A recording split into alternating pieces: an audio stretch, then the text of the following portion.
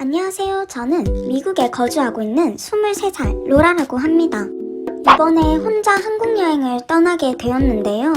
행복한 여행도 잠시, 무서운 트라우마를 겪을 뻔한 이야기를 들려주고자 합니다.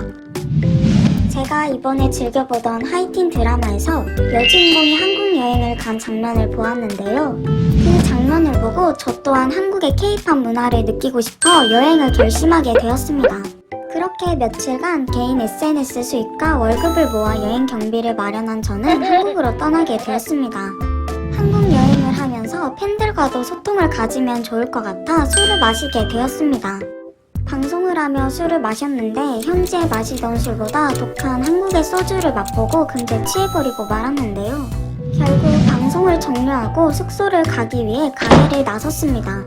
가게를 나와 30분을 걸어서야 정신을 차린 저는 가게에 지갑과 휴대폰을 놔두고 온 것을 알아챘습니다. 다시 가게로 곧장 돌아가 봤지만 영업이 끝나 굳게 닫힌 문을 보고 그저 막막하기만 했는데요. 결국 말도 잘 통하지 않는 낯선 곳에서 지나가는 한국인들에게 길을 물으며 숙소로 돌아갈 수밖에 없었습니다.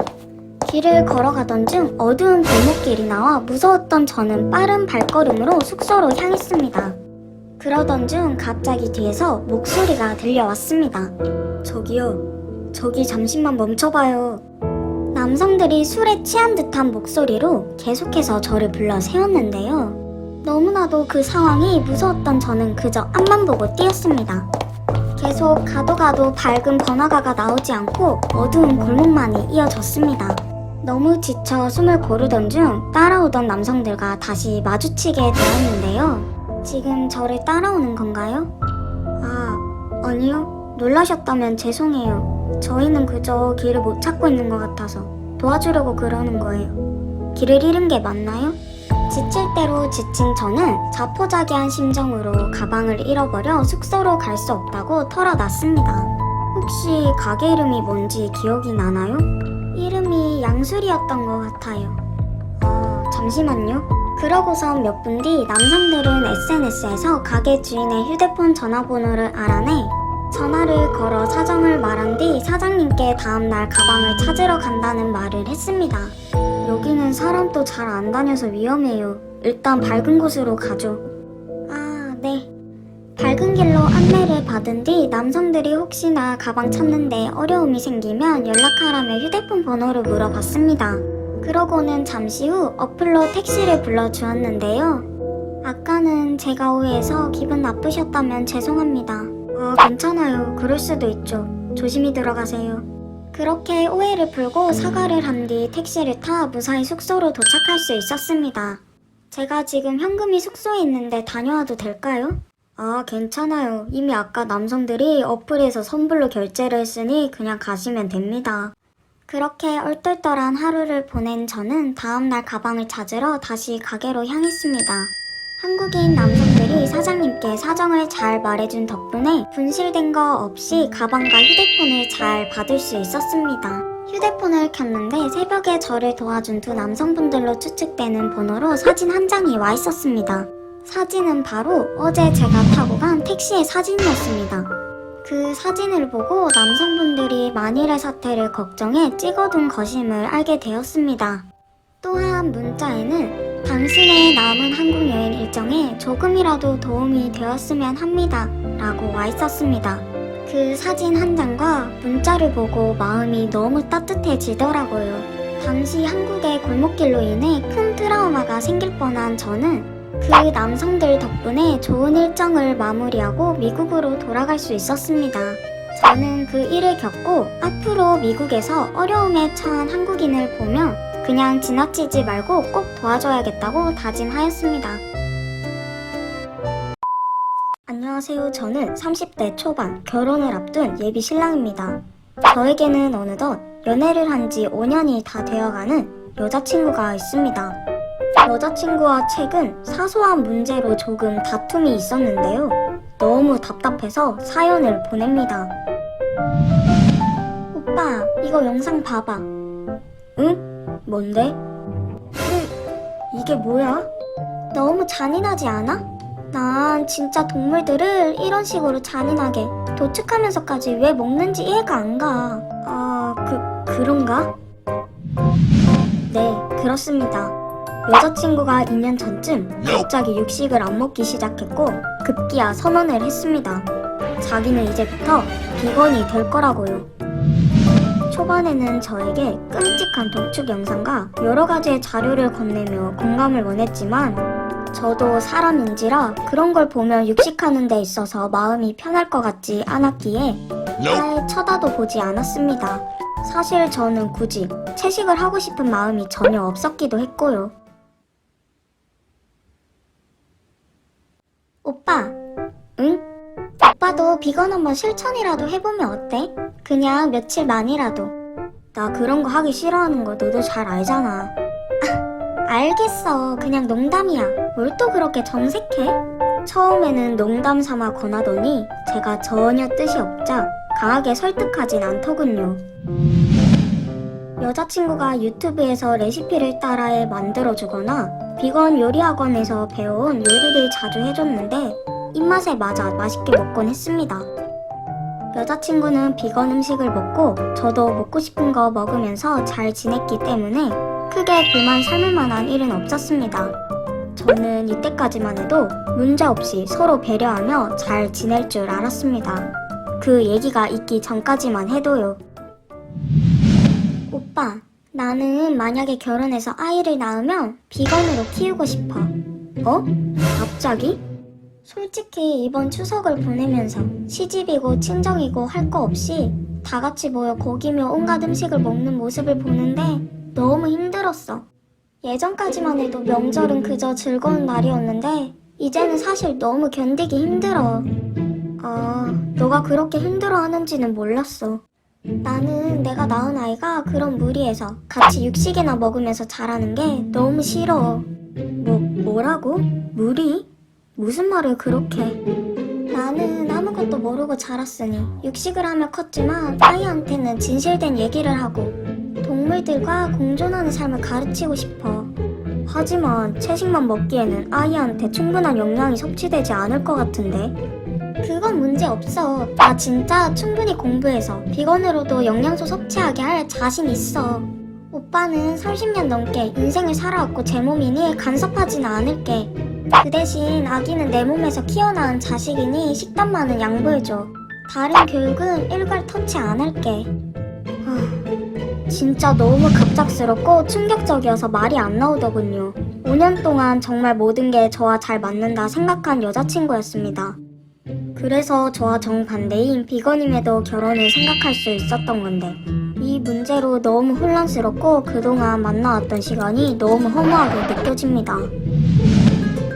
저는 절대 제 의지를 굽힐 생각은 추호도 없습니다. 여자친구 또한 그렇고요. 하지만 만약 아이를 낳는다면 조금이나마 마음이 바뀔 수도 있지 않을까 하는 건 의미 없는 미련일까요? 어쩌면 좋을까요? 안녕하세요. 저는 나름 베테랑이라고 생각하고 있는 PC방 3년차 알바생입니다. 이번에 기가 막히게 PC방 먹튀 잡은 썰을 얘기하고자 이렇게 글을 씁니다. 때는 사람들이 많이 PC방을 찾는 크리스마스 날이었습니다. 새벽 1시쯤 어떤 여성이 종이 가방을 들고 꿀블랙 패션으로 PC방을 당당하게 입장하더군요. 처음에는 그냥 그러려니 하면서 퇴근을 했는데 그 다음날 출근을 했더니 그 복장 그대로 그 자리에 앉아 있더라고요. 놀라서 바로 카운터로 갔는데 사용시간은 이미 20시간을 가뿐히 넘기고 있는 상황이었습니다. 그 장면을 보고 뭔가 쎄한 느낌이 오더라고요. PC방에서는 먹튀하는 사람들이 존재하다 보니 20시간을 넘기면 선불로 돈을 어느 정도 받아야 하는 규칙이 있습니다. 그래서 PC방 요금을 받으려고 그 여성에게 다가갔습니다. 저기 사용시간 20시간 넘으셔서 선불 금액을 조금 주셔야 할 것 같습니다. 저기 지금은 제가 돈이 없어서 그런데 조금 이따 남자친구 오면 드려도 될까요? 그러세요? 네, 알겠습니다. 저는 불안하고 자신감 없는 그 여성의 표정을 보고 확신이 들었습니다. 저 사람은 진짜 먹튀할 것 같더라고요. PC방 알바 6개월 이상 한 사람은 손님들의 표정만 봐도 알 수 있습니다. 참 신기한 직업병이죠. 그래서 그때부터 그 사람을 놓칠세라 집중관리 들어갔습니다. 그렇게 하루하루 요금을 달라고 말할 때마다 그 여성은 가지각색 변명으로 얼버무리더라고요. 4일째 지나가던 날 금액은 10만 원을 돌파했고 그 여성은 원감인지 요금도 안 내면서 후불로 음식은 몇 끼니 챙겨 먹더라고요. 가끔 그 여성 쪽으로 자리를 치워주러 가며 며칠 동안 씻지도 않아서 썩은 내가 진동을 하더라고요. 진짜 이런 말 하면 안 되지만 머리를 한 대 후려치고 싶었습니다. 진상도 이런 진상은 난생 처음 봤는데요. 그렇게 비위가 약한 제가 1분 1초를 참으며 알바를 하던 중 결국 터질 것 같았던 사건이 터지고 말았습니다. 다음날 새벽 6시를 넘어갈 때쯤 그 여성이 카운터 쪽으로 터벅터벅 걸어오더군요. 저 돈 좀 뽑아올게요. 가시기 전에 휴대폰과 신분증 좀 맡겨주세요. 라고 말했는데 그 여성은 피식하면서 이미 예상했다는 듯이 두 개를 한 번에 한 주머니에서 꺼내더라고요. 그렇게 저는 순순히 그 여성을 보내주고 PC방 단골 친구에게 카운터를 맡긴 후 바로 미행을 하러 갔습니다. 그런데 바로 뒤따라갔음에도 저는 그 여성을 순식간에 놓쳐버렸는데요. 먹튀를 잡을 수 있을 거란 자신감이 꽉 차 있었기에 반 쓸모없는 신분증과 고장난 핸드폰을 받아도 눈 감고 모르는 척 보내줬었는데 글쎄 이 여성이 1층에서 귀신같이 증발해 버린 겁니다. 시간이 지날 때마다 꾸역꾸역 올라가는 그 여성의 요금을 보고 머리가 새하얘졌는데요. 요금은 무려 20만 원을 넘어가고 있었습니다. 너무 분해있던 중 제 머릿속에 기가 막힌 아이디어가 스쳐 지나가더군요. 바로 그 여성이 일주일 동안 죽치고 하던 게임과 그 게임의 아이디가 생각나더라고요. 저는 그녀가 애지중지 키운 캐릭발로 꼬신 수많은 남자들에게 개망신을 주자라는 생각으로 게임을 켰습니다. 키자마자 바로 그녀의 닉네임을 검색했는데 무슨 접속 중이라고 뜨더라고요. 뭐야? 이게 택시비도 없어서 남 등이나 처먹게 생겼는데 도망간 지 10분도 안 돼서 접속 중이네? 설마 다른 PC방으로 도망간 건가? 저는 그 자리에서 소름이 확 돋았고 곧바로 주위에 있는 PC방을 싹 다 뒤져서 돌아다녔습니다. 그렇게 네 번째 PC방을 갔을 때쯤 구석에서 올블랙 패션으로 매번 하던 게임을 켜놓고 엎드려 잠을 자는 그 여성을 발견했습니다. 저이씨... 야! 너무 화가 난 나머지 저는 그녀의 후드티를 잡으며 얼굴을 확인했습니다. 저를 보며 놀란 그 여성의 얼굴이 아직도 잊혀지지 않더군요. 큰 소리가 나니 알바생이 다가오더군요. 저 무슨 일이신가요? 아저씨네도 큰일 날 뻔했어요. 그 사람이 바로 일주일 동안 우리 PC방에서 20만 원어치나 먹고 도망갔다고요. 헐, 먹튀했나봐. 미치? 그 얘기로 주인은 소란스러워졌고 놀란 알바생은 데려가라고 하시더군요. 데려가려면 그 여성이 그 PC방에서 사용한 요금을 내야 했는데 돈이 없다길래 어이가 없어서 제 금쪽 같은 800원을 대신 내주고 끌고 나와 다시 PC방으로 향했습니다. 그렇게 상황을 듣고 놀란 사장님이 한 걸음에 달려오시고 저에게 고맙다며 무려 하루 휴일을 공짜로 주더군요. 그날 저는 집에 가서 그 여성이 하던 게임 게시판에 이 사건의 전말을 한 글자도 빠짐없이 박제시켜 버렸습니다.